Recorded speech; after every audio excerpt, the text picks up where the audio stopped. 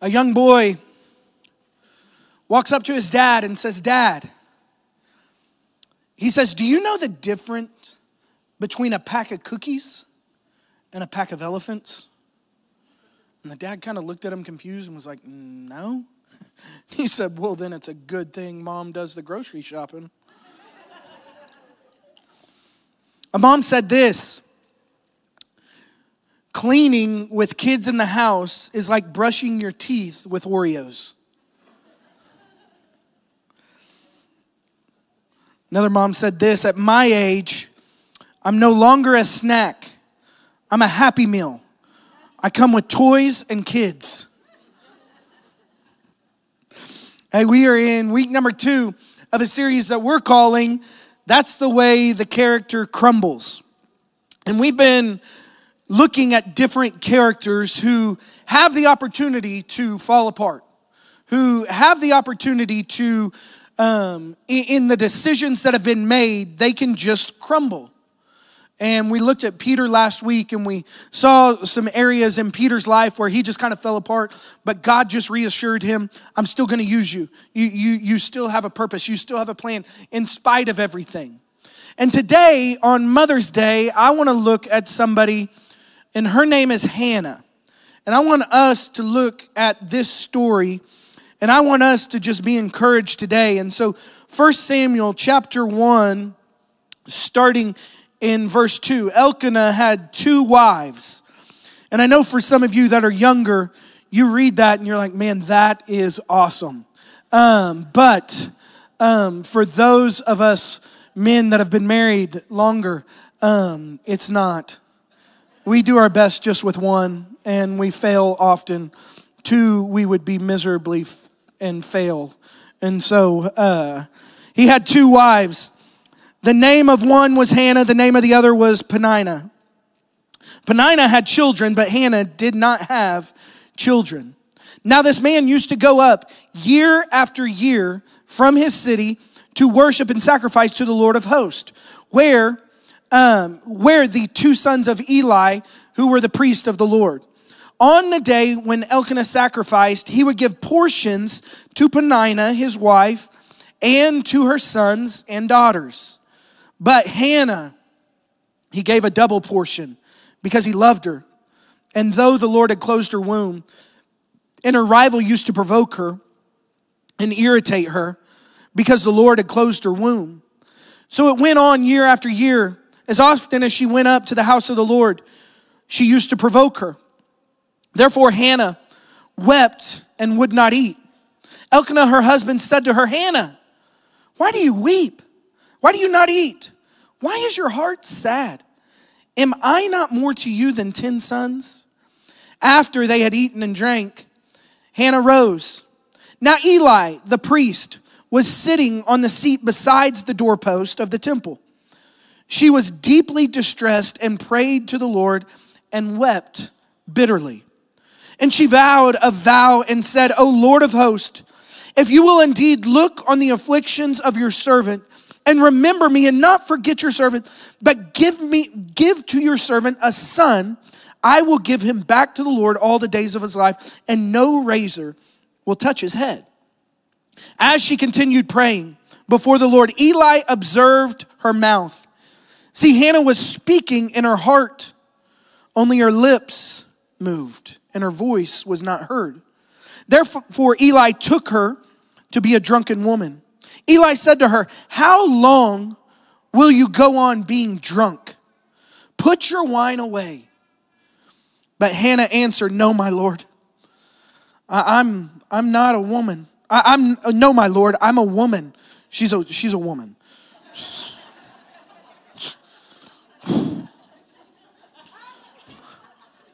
"No, my Lord, I'm a woman troubled in spirit. I have drunk neither wine nor strong drink, but I've been pouring my soul out before the Lord. Do not regard your servant as a worthless woman, for as long as I have been speaking out of my great anxiety." Then Eli answered, "Go in peace, and the God of Israel grant your petition to you that you have made to him." And she said, let your servant find favor in your eyes.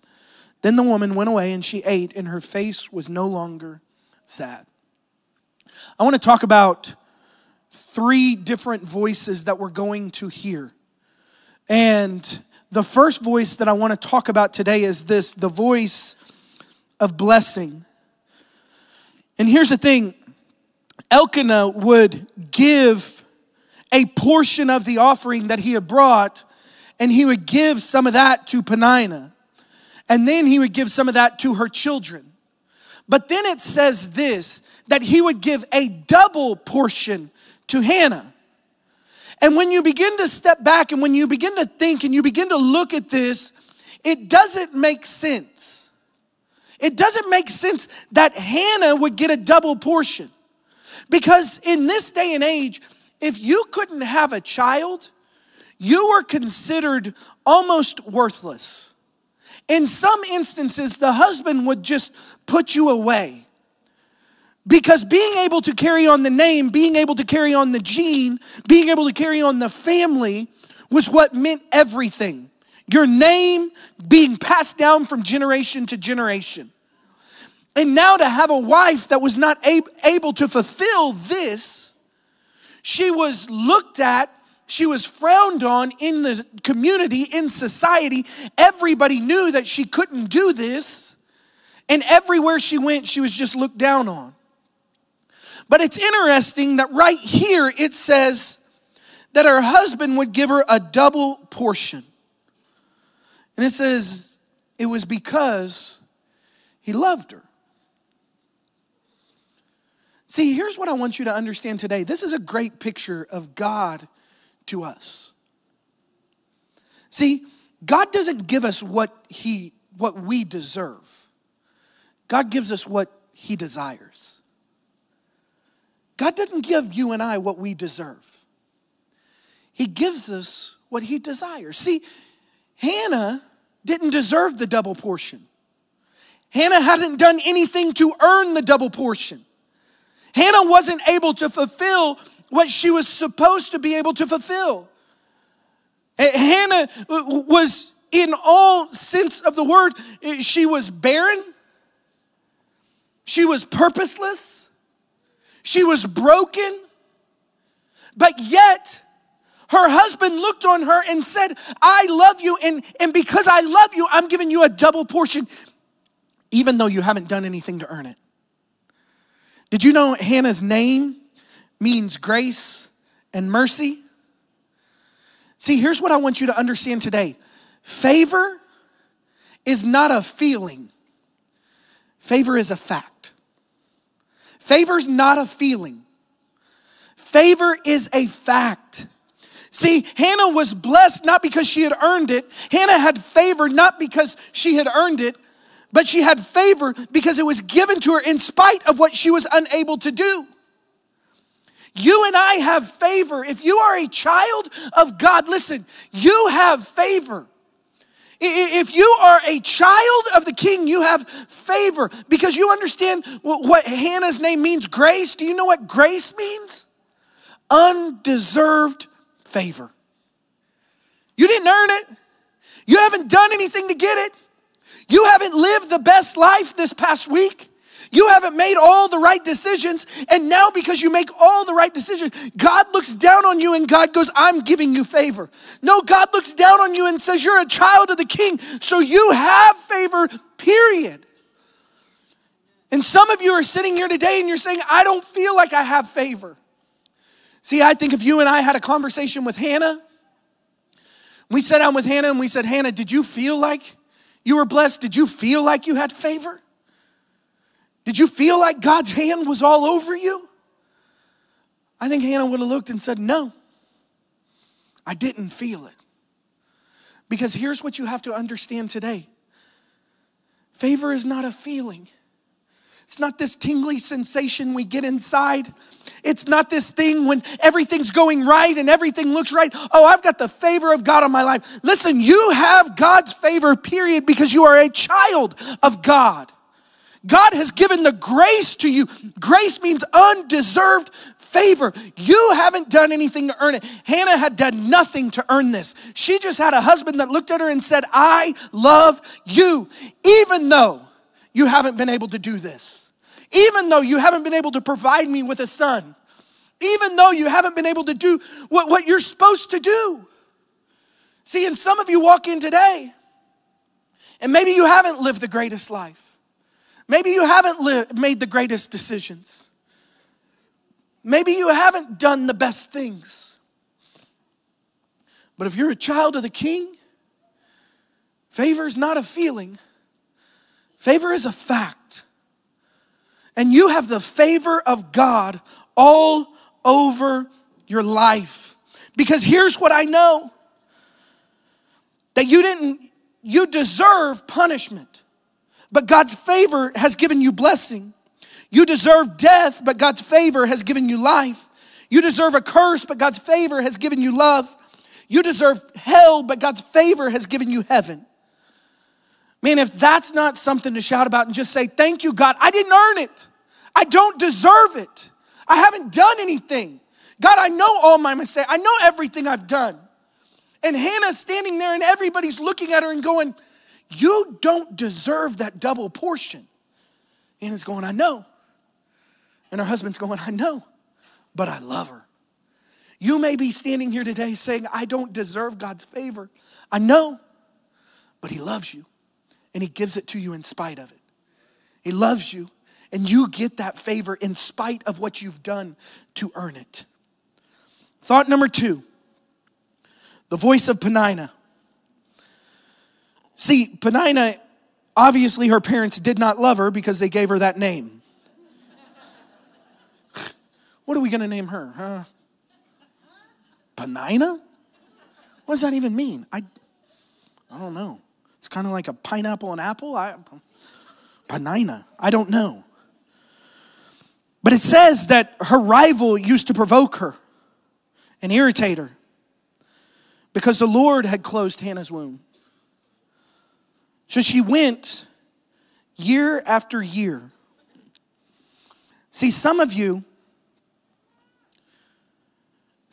have had your trouble, not for just a short time. This wasn't just a short period problem. Like this wasn't just a problem that just came up all of a sudden and just happened. This was something that had gone on for years, that Hannah had been praying about for years. And for years, Peninnah had been provoking her. Peninnah had been making fun of her. Peninnah had been laughing at her. I don't know about you, but there are some people in life who love other people's misery. You know what I'm talking about? You know those people I'm talking about? When something goes wrong, when something goes bad, you know what they love? They love celebrating your misery. Think about it. Go to a T-ball game. You laugh.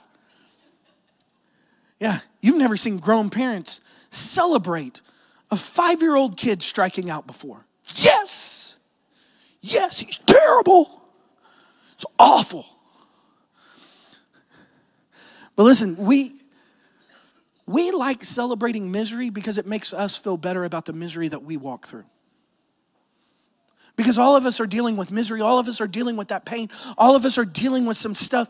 And so when we see other people dealing with theirs, what we want to do, we want to highlight theirs so maybe it minimizes mine. We want to highlight theirs so maybe I don't have to feel as bad about what I'm going through and what I'm dealing with.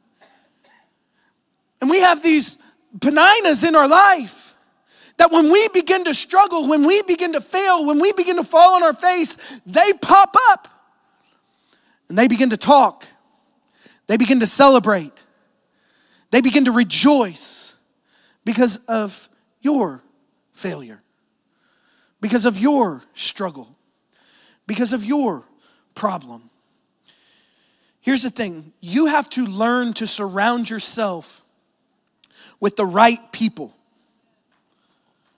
Because if you get the wrong people around you, if you get a bunch of Peninnahs around you, here's what's going to happen. You're going to stay down.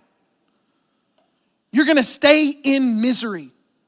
Because if all you ever hear is misery if all you ever hear is failure, if all you ever hear is struggle, if all you ever hear is nothing ever is going to get better, then guess what?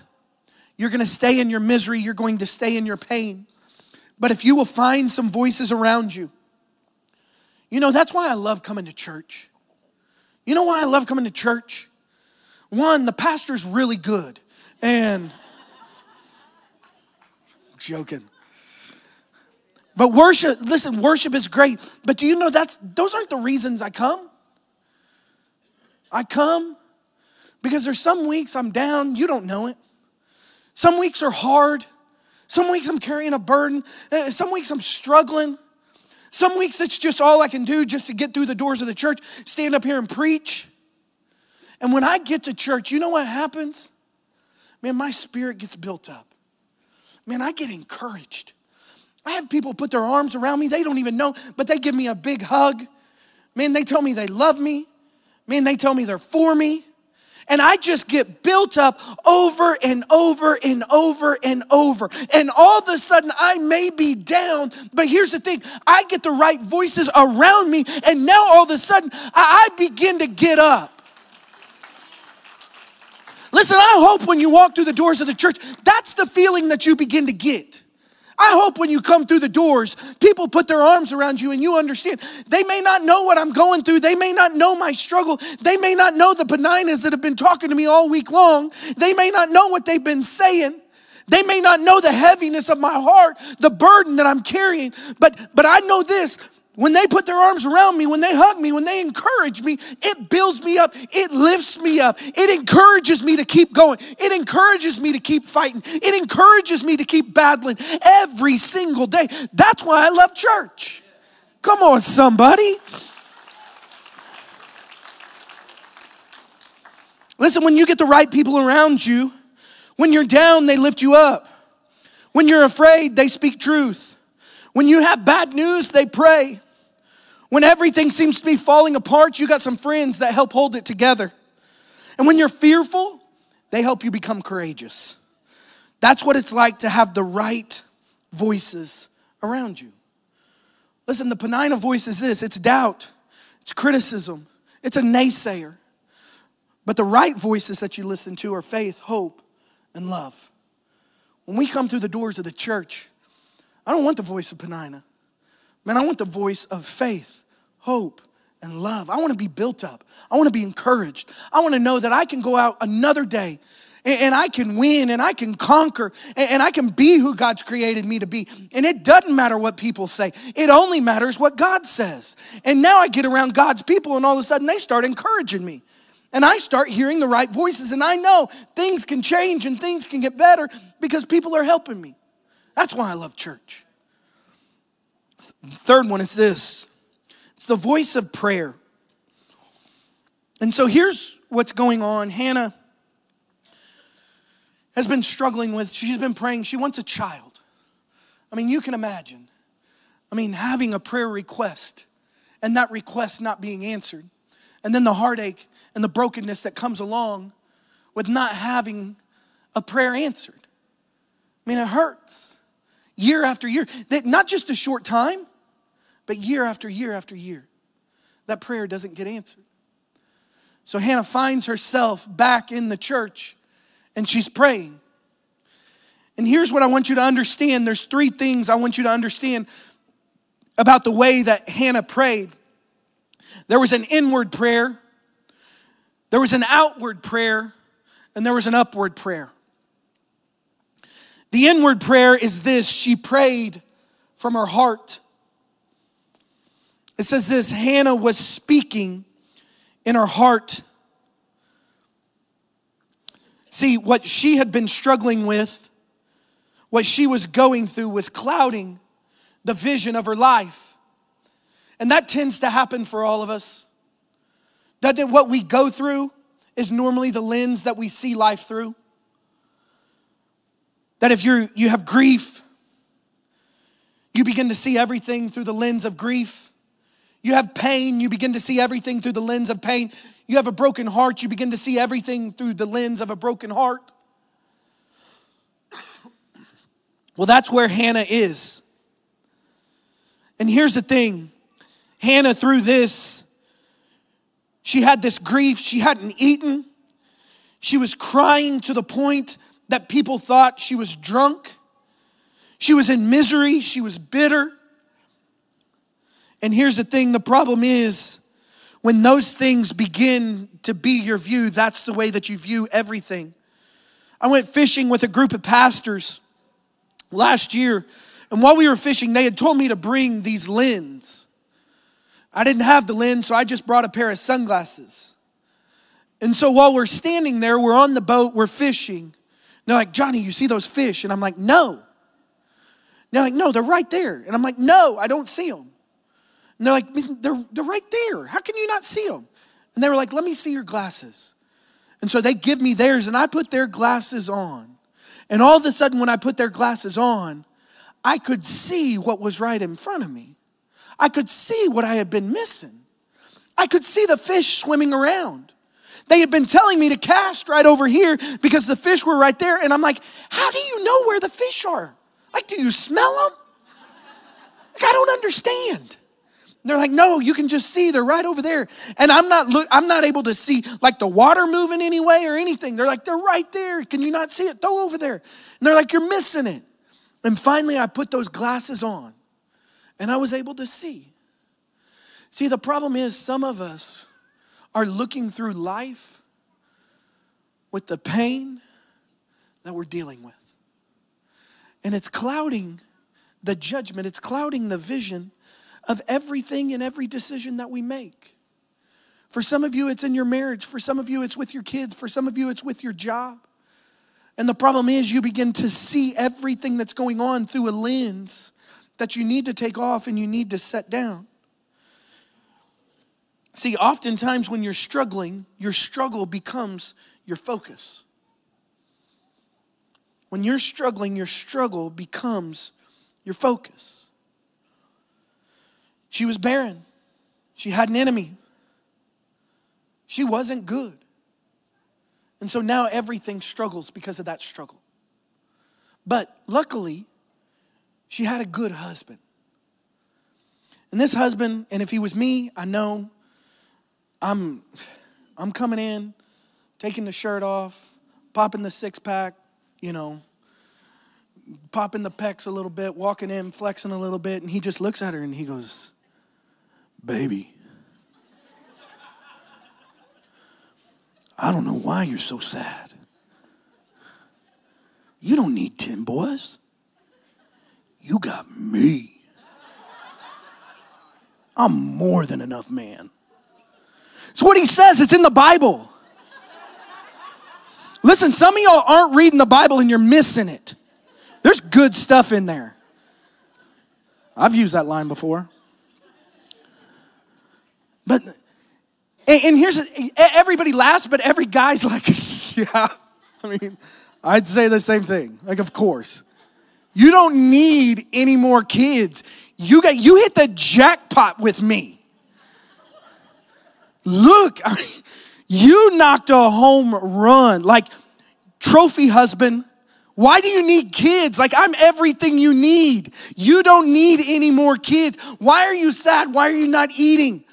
Babe, just look at me. Golly, you're welcome. That's what he's saying. And you know what she does? Fine, I guess I'll eat. She gets up and she goes and eats.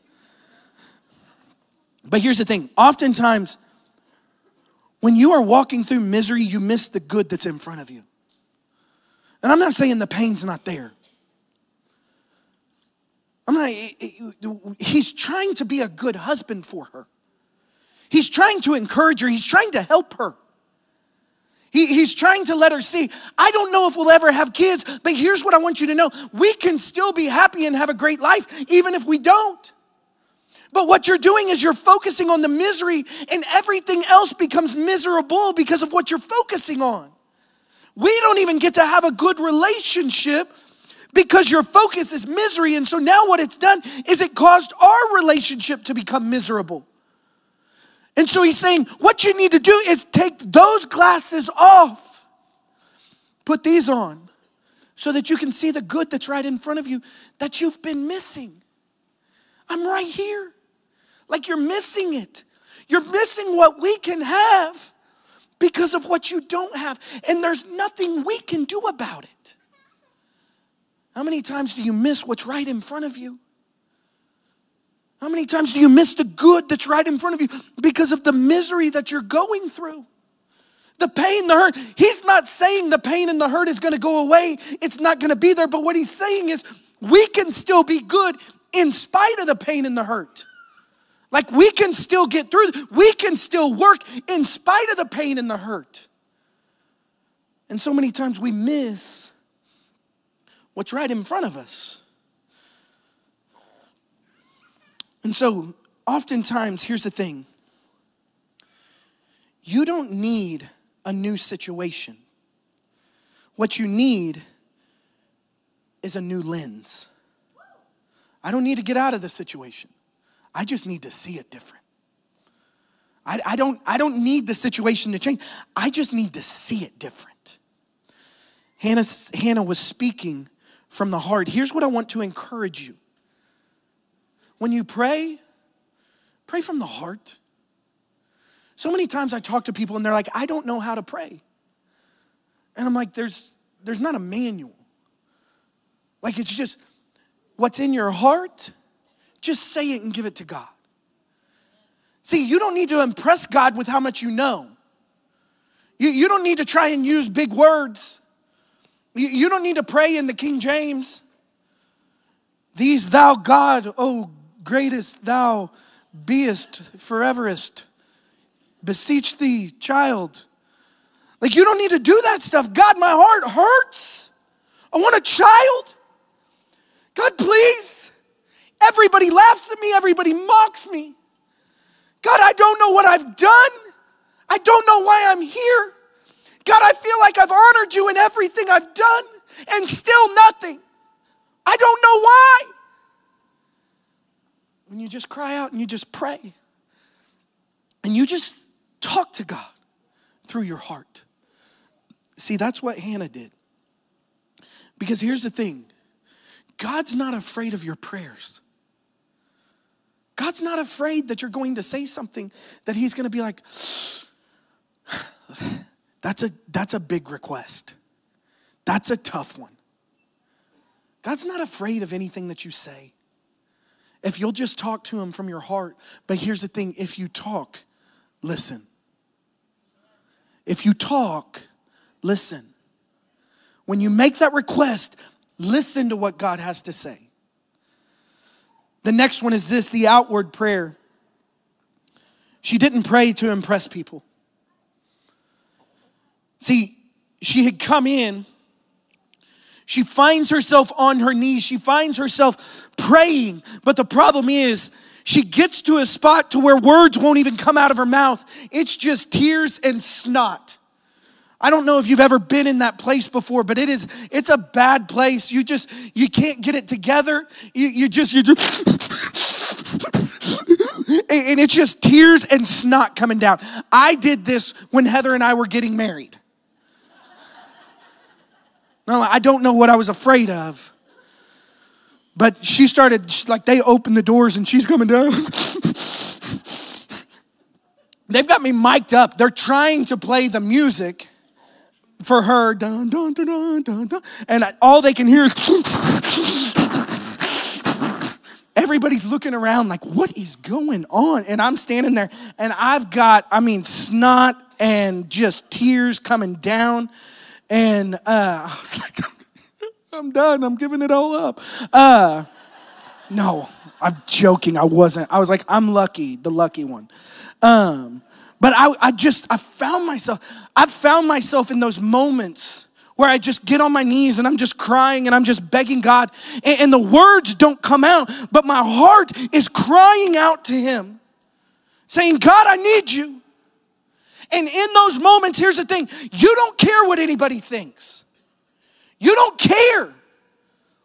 When Jackson, we had taken him in and he wasn't breathing and they kick us out of the room and Heather and I are standing there in the hallway We fall on our knees. I don't care who's around. I don't care who sees me. I'm on my knees in the middle of the hospital just weeping and crying and saying, God, I need you. God, I need you to show up. I wasn't there to impress people. I didn't care if people walked by and were like, he's a crazy one. Because I wanted God to hear my cry. See, sometimes what happens is we begin to judge people, but we don't know what they're going through. We begin to look at people and we begin to say, they're acting a little funny. But sometimes when God gets a hold of the heart and when we have a connection with God and we need God to show up, sometimes it looks a little awkward. Sometimes it doesn't look natural.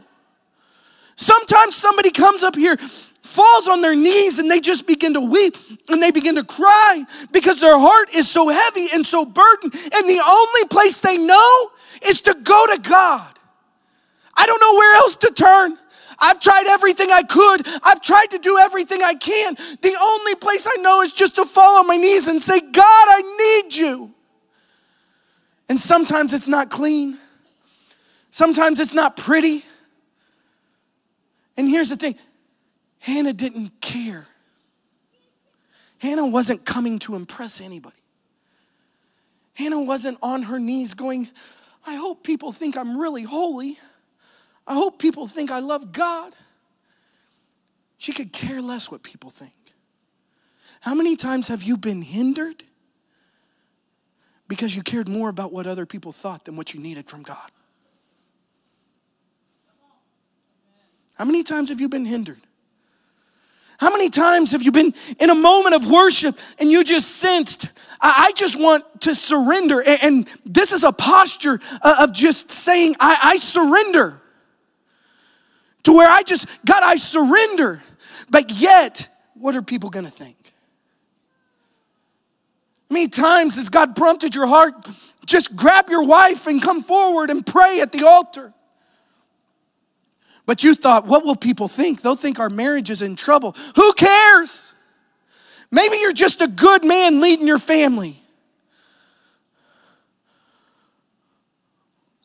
When's the last time you grabbed your kids and you said, we're going to go pray? When was the last time you didn't care about people's opinion, but all you wanted was the presence of God? I don't care. I just want God to show up. I don't care what you think. I just want God to show up. I don't need you. I need him. I don't need your opinion. I need his presence. I'm not going to care. Hannah didn't care what other people thought. The upward prayer. She prayed for the glory of God. She said, God, if you will just hear me and you will answer me, then God, this child that you give me, God, I will give back to you all the days of his life. I commit that I will raise him and lead him to be the child that you have created him to be. I'll do my part if you just give me a child, God. Because God, ultimately, it's all about you. It's all about you. But it's interesting because she uses the word if. She wasn't praying with certainty. There was still a question. God, if you'll do this, then I will. For some of you, you're still waiting on God. It's still a prayer of if. But she had made a commitment before the answer was ever given. Some of you today need to make a commitment before the answer is ever committed. God, if you do this, God, but if you don't, I will still love you. I will still follow you. God, I will still raise my kids to be who they're supposed to be. God, if you do this, and here's the thing, some of you have been praying and you're about to give up because you've been praying that prayer for a long time. Can I just encourage you today? it says that Hannah, year after year after year, would go up and make this request. This wasn't something that had just started. This had been going on for a long time.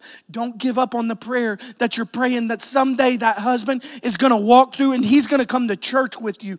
One day those kids, they're going to give their heart and their life to Jesus. One day your spouse, y'all are going to reconcile and get back together. One day your kids' relationship will be where it needs to be. One day your grandkids will give their heart and their life to Jesus. You've been praying for a long time, but don't give up. Hannah kept coming back. She kept coming back. She kept coming back, and she kept praying. And the Penina voice was saying, don't keep praying. Don't keep doing it. You've been praying for a long time and nothing's happening. Look at you. You're down there again with all those snot rockets going on, and nothing's happening. Look at you. You look like a fool. Eli walks up and says, you're drunk.